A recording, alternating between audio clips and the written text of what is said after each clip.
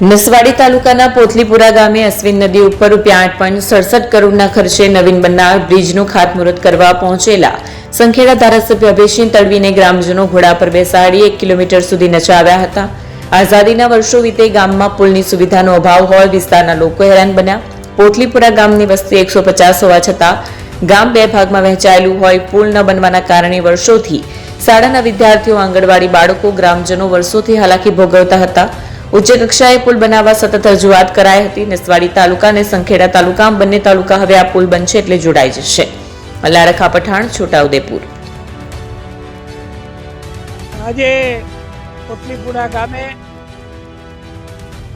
8 કરોડના ખર્ચે અશ્વિન નદી ઉપર પુલનું કામ ખાતમુહૂર્ત અમે કર્યું છે અને અમારી સાથે બધાની રજૂઆત હતી કે સાહેબ ચોમાસામાં અશ્વિન નદી વધારે આવે ત્યારે અમે આ બે ફળિયા છે અમે અવર જવર કરી શકતા નથી, 2 દિવસ સુધી પાણી રહે છે।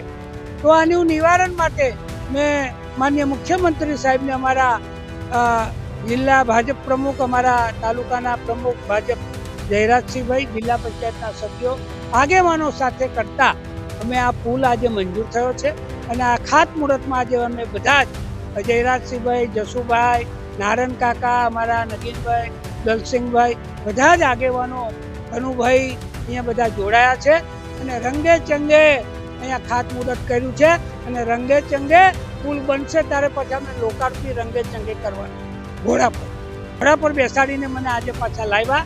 નચાવતા 1 કિલોમીટર સુધી આ પ્રજાનો આનંદ આજે ખૂબ મને લાગ્યો છે।